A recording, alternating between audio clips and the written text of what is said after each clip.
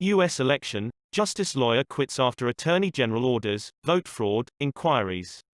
Mitch McConnell, Trump US 100% results. within Trump rights to sons look into attack election Republicans irregularities. for weak Mr. backing. Barr warned against President Donald investigating Trump's two fanciful sons have claims. rebuked U.S. Republicans for Attorney failing to General back the William Barr president has as he allowed federal struggles to win prosecutors to re-election. probe alleged irregularities in the Trump's presidential election, prompting a top Justice Department official to quit.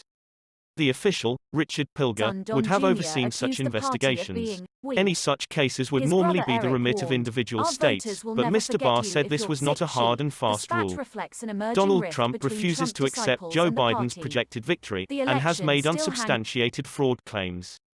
The president's campaign is seeking an emergency injunction in Pennsylvania to prevent Mr. Biden's victory being certified in the state. The president-elect's projected win there on Saturday took him over the threshold of 270 electoral college votes needed to secure victory nationwide. Mr. Trump's spokeswoman vowed the legal battle to contest Mr. Biden's victory was only just beginning. This election is not over, White House Press Secretary Kayleigh McEnany told a news conference. Far from it. What is Mr. Barr saying? The Attorney General wrote that inquiries could be made by federal prosecutors if there are clear and apparently credible allegations of irregularities that, if true, could potentially impact the outcome of a federal election in an individual state. Mr. Barr said prosecutors should only look into substantial allegations of irregularities, and that specious, speculative, fanciful or far-fetched claims should be ignored. He acknowledged that individual states had the primary responsibility for the conduct of elections but said the Justice Department had an obligation to ensure that federal elections are conducted in such a way that the American people can have full confidence in their electoral process and their government. The department would normally only go beyond preliminary investigations after an election had been concluded and the results certified, but Mr. Barr said this could result in situations where misconduct cannot realistically be rectified. Mr. Pilger said he had quit in response to Mr. Barr's memo. Having familiarized myself with the new policy and its ramifications, I must regretfully resign from my role, he wrote in an email to colleagues. Mr. Pilger became head of the department's election crimes branch in 2010. This branch, and Mr. Pilger himself were previously in the public eye at the time of a row about extra scrutiny of political groups seeking tax exemption. Mr. Pilger was reported to have had discussions about the issue with Lois Lerner, the tax official at the center of the row. Separately, the Trump campaign filed a lawsuit on Monday in a Pennsylvania federal court, seeking an emergency injunction to stop state officials from certifying Mr. Biden's victory in the state. The state's attorney general, Josh Shapiro, called the lawsuit meritless. Prosecutors in Republican-controlled states meanwhile threw their weight behind the president's challenge to the election results.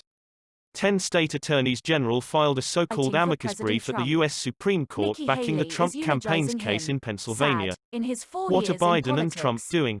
Since media projected on Saturday that Mr. Biden had won the critical state of Pennsylvania, accumulating enough votes to claim the White House, the president-elect has forged ahead with his plans to take the reins of power. Mr. Trump took to Twitter again on Monday to dispute the outcome, making unsubstantiated claims of unthinkable and illegal activity in the vote. The General Services Administration, GSA, which manages federal agencies, has held off on allowing Biden aides to formally begin the transition, saying no ascertainment on an election winner had yet been made. The GSA is tasked with formally recognizing the president-elect, and providing the funds and access to federal agencies that Mr. Biden's transition team needs. In previous elections it has mostly acted promptly after the winner was declared, with the exception of the disputed election in 2000 when it waited until a Supreme Court ruling decided the result on the 14th of December. CBS News, the BBC's U.S. partner, says the Biden team is considering its legal options if the Trump administration continues to stall the handover. White House reporters have been saying that despite his objections, Mr. Trump is expected to leave office begrudgingly in January and is already talking about running for the White House again in 2024. What is the Trump campaign alleging?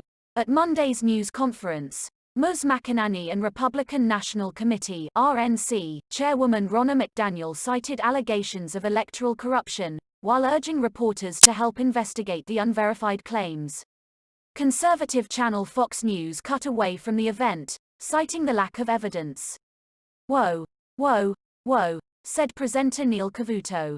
"Unless Ms. McEnany, has more details to back that up, I can't in good countenance continue to show you this."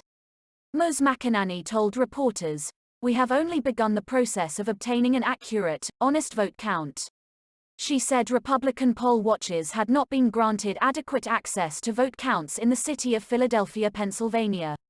According to the Philadelphia Inquirer, both Republican and Democratic election monitors were kept from 13 feet to 100 feet, 4 meters to 30 meters away from tables where votes were being tallied in the city, and local election officials cited coronavirus prevention needs for the distancing. Ms. McConnell also said election officials in that key state had allowed a disproportionate number of Democrats to correct, or cure, inaccurately filled out ballots. According to the Inquirer, some Pennsylvania counties allowed voters to amend such mistakes, while others did not. Ms. McDaniel said they had collected 131 affidavits, or signed legal statements under oath, in Michigan as part of their investigation into alleged election irregularities. If the shoe were on the other foot, she said, if it were this close the other way, if President Trump was in the lead in all these states, the media would be screaming, "This isn't over." What about counts in the other states? Results in last Tuesday's presidential election from the states of Georgia, Arizona, North Carolina and Alaska are still outstanding. In Georgia, where the tally is continuing and Mr. Biden leads, its Secretary of State hit back on Monday at fellow Republicans who had criticized his handling of the election. Brad Raffensperger, whose office oversees Georgia's election, said, "Was there illegal voting? I am sure there was. And my office is investigating all of it.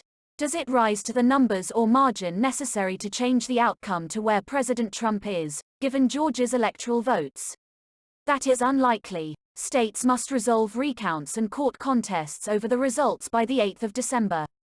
The outcome will be finalized when members of the U.S. Electoral College meet on the 14th of December. How are top Republicans reacting?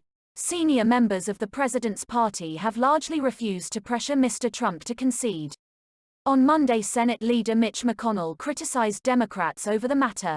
"Let's not have any lectures, no lectures," the Kentucky senator said on the floor of the upper chamber, about how the president should immediately, cheerfully accept preliminary election results from the same characters who just spent 4 years refusing to accept the validity of the last election and who insinuated that this one would be illegitimate too if they lost again, only if they lost.